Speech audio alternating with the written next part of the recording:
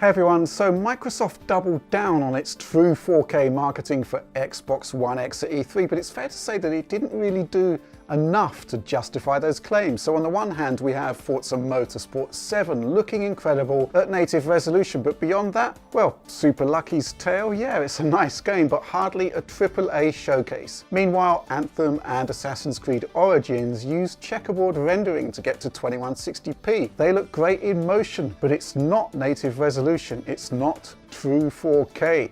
I'm fairly confident that we'll get to see more native titles. After all, Monolith has confirmed Shadow of War as a full Ultra HD title, and we should expect the majority of Microsoft's announced games like Forza Horizon 3, Halo Wars 2 and Gears of War 4 to hit at full fat 4K. And yes, we should see enhancements to visual fidelity too. There's a rule of thumb that Microsoft works to internally. You should expect to see a baseline 4x increase to resolution moving from base Xbox One to the X. And that's borne out not just by its E3 showing, but also by its internal benchmarks, which I have seen. Okay, so here's the thing. My visit to Microsoft was actually sandwiched between two developer briefings. One in the UK before I flew out, and the other on the same week in the US. Having consulted developer sources, it's interesting to compare what I saw with what they were showing. I saw a ton of stuff they didn't, including the Forza Tech demo, but the game makers got something else. A fat pile of GPU benchmarks. Took a bit of digging and subsequent verification, but I now have that data too, and it's fascinating. So let's talk about the games they benched. 9 in total, but no names. Simply the genre, the resolution, and the target performance level, engine type, graphics API, and well, whether the title is out or not. It's not much to go on, but yeah, we can make some fairly educated guesses here. Title B, well, there's only one in development DX12 1080p 60 racing game that I'm aware of. Forza Motorsport 7. Similarly, Title C, well, how many DX12 Unreal Engine 4 based linear shooters are there on Xbox One? Well, one, as far as I know, Gears of War 4.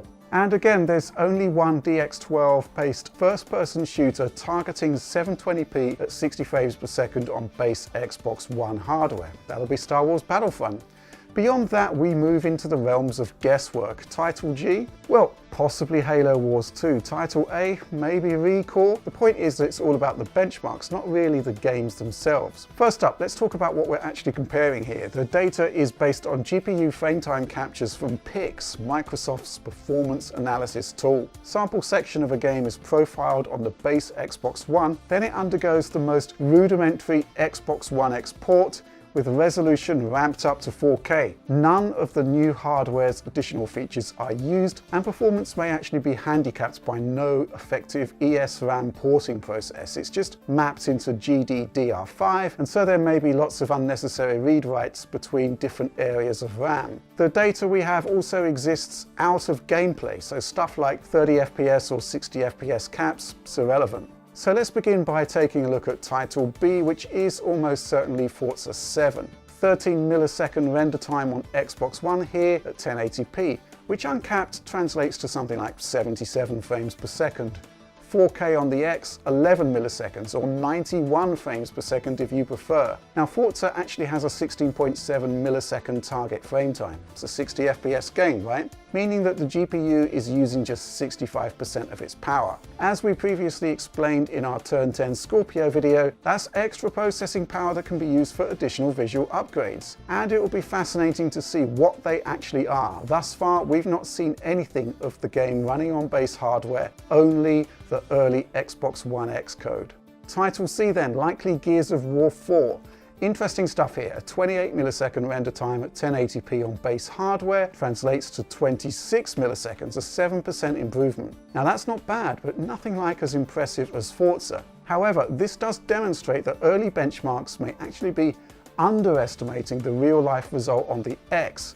After all, we know that the final game features higher resolution textures, higher polygon counts, enhanced draw distances, upgraded dynamic shadows, and improved reflections. I'd be willing to bet that this sucks up much more than the limited overhead that the benchmark suggests here. Suffice to say though that in all of the tests, all of Microsoft's 1080p titles perform better even with the bare bones ports to 4K on the X. But it's the sub-native games that could prove more fascinating. Title A, which, well, maybe Recore, well, that's slower running at 4K, but it's not so much slower than we would have envisaged, only about 5%. It's hard to believe that further optimization couldn't get it to the right target. Similarly, Title E is another 900p game that's about 6% slower running at 4K on the Xbox One X compared to 1080p on base hardware. Now, the outlier here is Title D, an open-world adventure game that's well off the pace. Frame times are about 24% slower at 4K compared to base hardware running at 900p. Now, this is possibly a coincidence, of course, but Assassin's Creed is an open-world adventure that's typically used a 900p engine. That hit 2160p on Xbox One X at E3, but it used dynamic resolution scaling and checkerboarding to get there.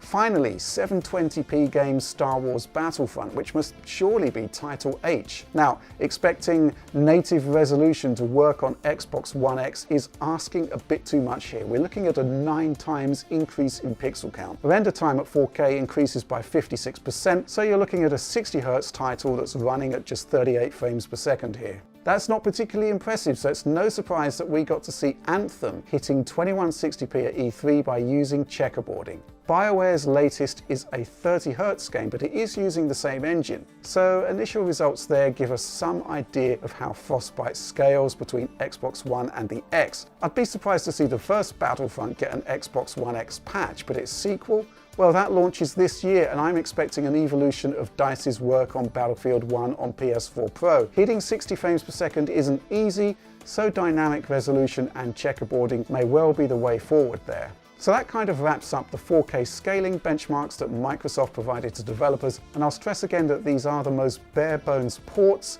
that were tested here, with Gears of War 4's real-life performance months after these benchmarks were taken, showing a much bigger improvement considering the limited gains we saw there. But based on the documentation I've seen, Microsoft's key advice to developers is to expect a 4x resolution boost as a baseline, with 8x anisotropic filtering and high-end PC settings in place. Oh, and obviously they advise to make good use of the extra memory and to consider dynamic scaling and checkerboarding to get you to 2160p if, like Title D, the engine just doesn't scale so well. But that's not actually the end of the metrics that Microsoft presented. They also talked about backcompat with older Xbox One titles, which splits into 2 categories. Games compiled using older Xbox One development environments, and secondly, newer titles which are based on the new XDK. Okay, so let's talk about the latter first. I mean, even if a developer doesn't target Xbox One X at all, if the game is run on the new XDK, it automatically taps into all of the power of the new system.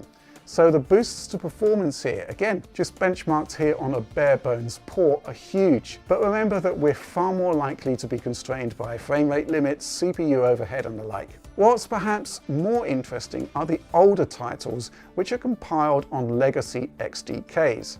Now, I learned something interesting and new here, that pixel and vertex shaders are hived off to 20 compute units apiece, while half the render backends are disabled. So yeah, performance in comparison is lower. Anything from plus 30% there on Title A compared to base Xbox One, all the way up to plus 100% on the likes of Title D or C. Effectively, it's like running older games on the equivalent of something like a 3 teraflop Xbox One. This is almost certainly enough to max out games using dynamic resolution and to massively increase texture filtering quality, the enhancements that Microsoft has promised. You'll also get the full force of the CPU upgrade, of course, plus the RAM disk functionality using leftover memory, and of course, faster loading times in general. So yeah, interesting stuff. Of course, Just Cause 3 and Project Cars will remain our go-to games for testing boost mode style enhancements and the like. But also Halo 5 should prove fascinating in testing improvements in dynamic resolution scaling. But it's also worth noting that Microsoft is suggesting to developers that they might consider submitting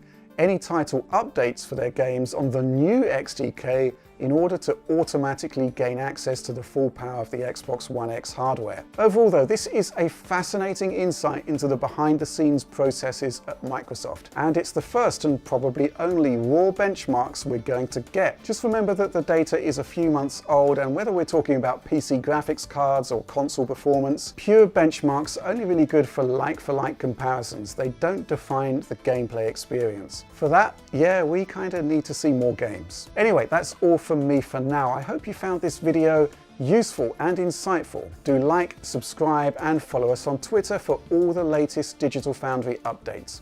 And of course, please consider supporting the Digital Foundry Patreon, where you can gain access to pristine video downloads of all of our work, and some extra treats too. But for now, from me, thanks for watching.